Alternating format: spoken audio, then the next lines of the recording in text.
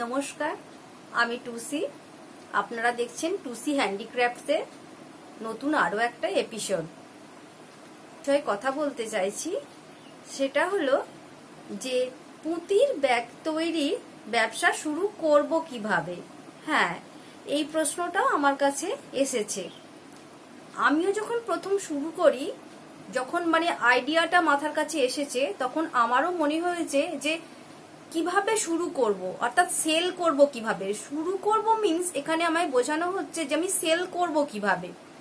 অনলাইনে পুঁতি পাওয়া যাচ্ছে বা বড় বাজারে গেলে পুঁতি পাওয়া যাবে, আমি কিনে নিলাম, ব্যাগটা তৈরি করাও শিখে নিলাম, ব্যাগটা তৈরিও হয়ে গেল। তৈরি হয়ে যাওয়াটাই তো আর ব্যবসা নয়, এটা সেল করতে হবে। যতক্ষণ না এটা সেল হবে ততক্ষণ এটা ব্যবসায় পরিণত হবে না।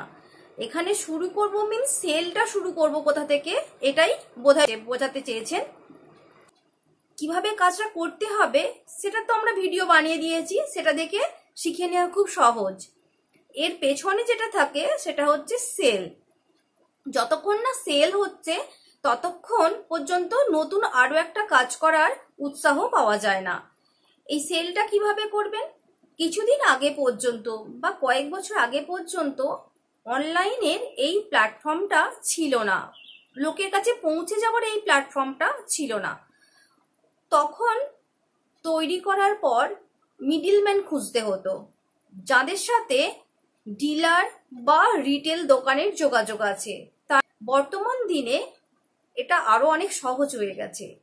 আপনি ব্যাগটা তৈরি করলেন, করার পর অনলাইনে আপনি সেটা দিলেন, সেখান থেকে আপনার অর্ডার আসতে শুরু করবে। হ্যাঁ, সঙ্গে সঙ্গেই এটা হবে না, কিছুদিন অপেক্ষা করতে হয়। আর প্রথমেই অনেক অর্ডার আসবে না, এখানেও অপেক্ষা করতে হবে, কাজটার পরিধিটা আস্তে আস্তে বাড়বে। এবার বলে রাখি, এছাড়াও অফলাইন কাজটা করার সুবিধা আছে।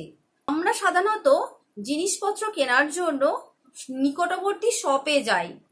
তো আপনার কাজ হবে জিনিসটা তৈরি করার পর আপনার বাড়ির নিকটবর্তী যে আউটলেট রয়েছে এই পুঁতির ব্যাগ সংক্রান্ত, বা পুঁতির ব্যাগ নেই কিন্তু অন্যান্য পছন্দের জিনিস বিক্রি হয়, সেখানে গিয়ে যোগাযোগ করার। আপনি সেখানে পৌঁছে দিন, দেখবেন হয়তো লাভের পরিমাণ কম থাকবে কিন্তু আপনি সেল করতে পারবেন। আস্তে আস্তে আপনার পরিচিতি বেড়ে যাবে। কাজ করতে থাকলেই পরিচিতি আসে, রাতারাতি তো হবে না, ধৈর্য ধরে কিছুদিন কাজটা করতে হয়।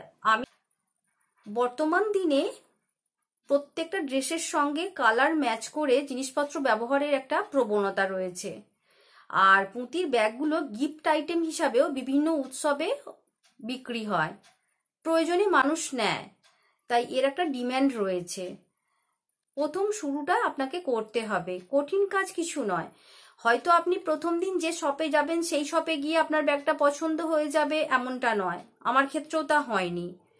একটা থেকে দুটো বা আরো বেশি শপ আপনাকে ভিজিট করতে হতে পারে। কোনো একটি শপ আপনার জিনিস পছন্দ করবে আর সেখান থেকেই আপনার সেল শুরু হবে।